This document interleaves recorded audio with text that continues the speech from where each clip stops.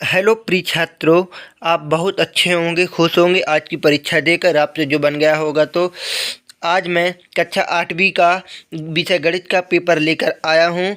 2017-2022-23 का अर्धवार्षिक मूल्यांकन तो आपके लिए बहुत ही, ताकि आप पेपर में अच्छे से अच्छे नंबर पा सकें और टॉप भी कर सकें। तो चलिए हम वीडियो को आगे बढ़ाते हैं।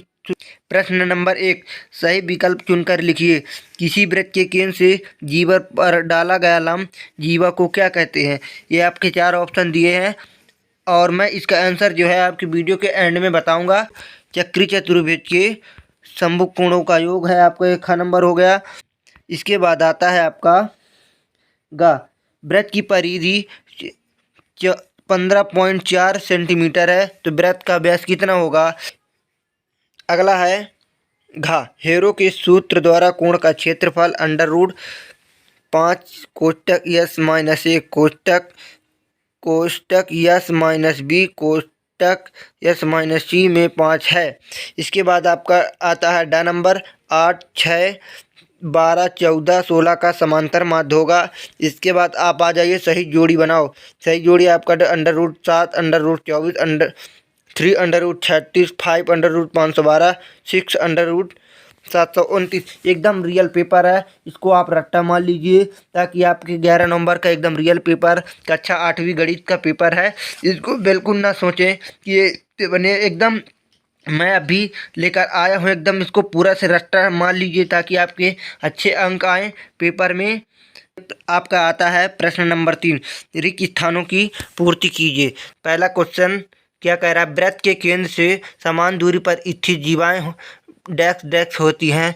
दूसरा क्वेश्चन है आपका अर्धवृत्त का कोण डैश डैश है। तीसरा नंबर है आपका किसी वृत्त की परिमाप को उसकी डैश डैश कहते हैं। एक समचतुर्भुज की 1 सेंटीमीटर तथा 5 ऊंचाई 4 सेंटीमीटर, इसका क्षेत्रफल डैश डैश वर्ग सेंटीमीटर होगा। अब आपका आता है अगला नंबर 5, कोई श्वसन प्रेक्षण जितनी बार घटित होता है वह उसकी डैश डैश कहलाती है।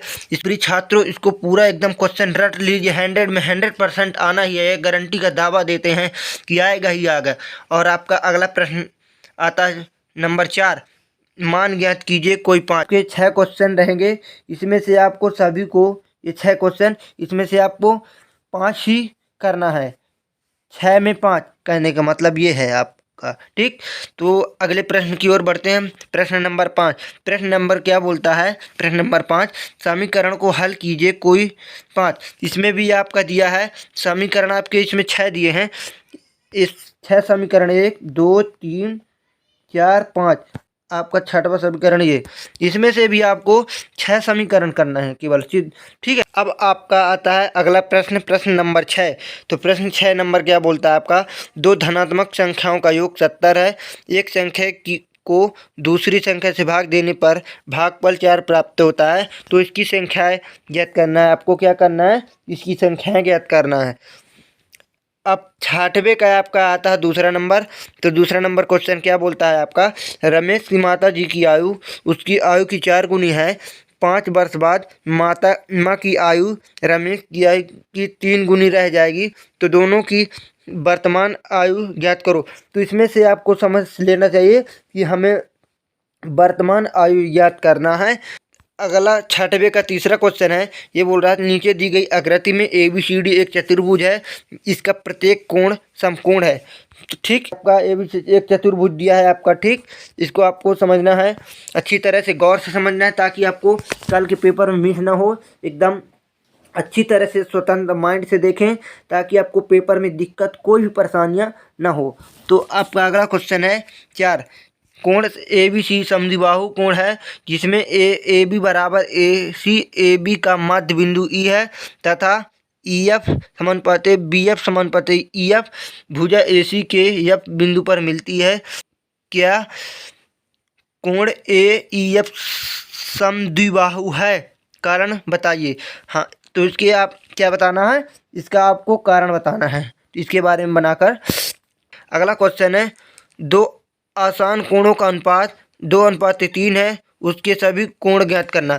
इसके अभी सभी कोणों इसके जो है आपको सभी कोणों का अनुपात ज्ञात करना है। ठीक है, तो इसके बाद आपका अगला क्वेश्चन है छठवां, नीचे दी गई मापों के चतुर्भुज की रचना करना। इसमें आपको बहुत सरल है, इसकी रचना करने के बाद आपको पद भी लिख देना है। ये आपका क्वेश्चन बोल रहा है एवं रचना के बाद पद लिखिए, तो आप इसका रचना कर दिए, इसके बाद आप पद लिख सकते हैं।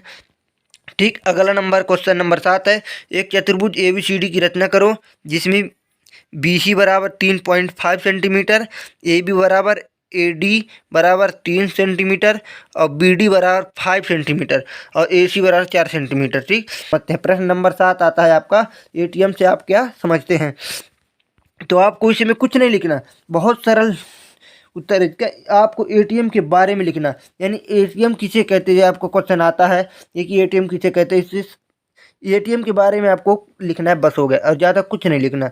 इसके बाद आपको क्या करना है, प्रश्न नंबर 2 आता है उसी के 7वें का, बचत खाते का मुख्य उद्देश्य। हमें बचत खाते के मुख्य उद्देश्य क्या क्या होते हैं इसके बारे में हमें लिखना है। इसके बाद प्रश्न नंबर 8, ये 11 नंबर का पेपर ही है, इसको एकदम पूरी तैयारी करके जाएं, नहीं कि आपको पछतावा ही रह जाएगा कि ताकि हम कल पढ़े होते तो आज हमारा ये हाल ना होता। तो बिल्कुल ये मत नहीं सोचना, इसको पढ़ना ही पढ़ना, 11 नंबर का 100% ही पेपर है। तो चलिए वीडियो को आगे बढ़ाते हैं। उस समांतर का क्षेत्रफल ज्ञात करो जिसका आधार 20 सेंटीमीटर और शीर्ष लंब 5 सेंटीमीटर है। तो इसका क्या करना है, क्षेत्रफल ज्ञात करना है। ठीक, और इसका शीर्ष लंब 5 सेंटीमीटर है। अब अगला आता है आपका प्रश्न नंबर 9, त्रिभुज का क्षेत्रफल ज्ञात करने के लिए इसको आपको कुछ नहीं करना है, इसका त्रिभुज का क्षेत्रफल ज्ञात करना है। आपका क्या करना है, क्षेत्रफल। इसका आंसर जो है मैं अगले पार्ट में लाऊंगा वीडियो में। ठीक, तो बिल्कुल आंसर के लिए घबराहट ना हो, तो यह पहले जान लें कि क्वेश्चन किस तरह कल का पेपर 11 नंबर के विषय गणित में कैसा आएगा कक्षा 8वीं का। तो आपका अथवा दिया है 9वें का, नीचे दी गई आकृति का क्षेत्रफल ज्ञात करो। ये आपकी आकृति दी गई है, इसकी क्षेत्रफल ज्ञात करना है आपको, ज़्यादा कुछ नहीं करना है, बहुत सरल है, एकदम ईजी से। तो आपका प्रश्न नंबर 10, एक बेलन का व्यास 10 सेंटीमीटर तथा ऊंचाई 21 सेंटीमीटर है, तो बेलन के बाह्य पृष्ठ का क्षेत्रफल ज्ञात कीजिए। बहुत सरल क्वेश्चन, एक बेलन का व्यास 10 सेंटीमीटर तथा ऊंचाई 21 सेंटीमीटर, तो बेलन के बाह्य पृष्ठ का क्षेत्रफल ज्ञात करना है। कुछ नहीं, बेलन की क्या करना है, बाह्य पृष्ठ का क्षेत्रफल ज्ञात करना है, बाह्य। इसके बाद आपका प्रश्न नंबर 11, किसी परीक्षा में 8 छात्रों द्वारा प्रताप निम्नलिखित है, 4 4 3 1 8 10 6 12 इस। ठीक है, और इसका अथवा है प्रथम 10 प्राकृत संख्याओं का माध्य ज्ञात करना। क्या लिखा इसमें, क्या क्वेश्चन क्या बोल रहा है कि प्रथम 10 प्राकृत संख्याओं का माध्य ज्ञात करना है, और कुछ नहीं। तो वीडियो को एकदम पूरा देखिए और अच्छा लगे चैनल को सब्सक्राइब करिए। ये एकदम रियल ही पेपर है, 11 नवंबर का कक्षा 8वीं गणित का पेपर है, वायरल पेपर एकदम आज ही मैं लेकर आया हूँ, ताकि आप अच्छे नंबर से पास होकर टॉप भी कर जाएं और आपकी बेसिक मजबूत हो जाएगी, जिससे स्कूल में आप टॉप कर पाएंगे। ये देख सकते हैं, इसको स्क्रीनशॉट ले सकते हैं।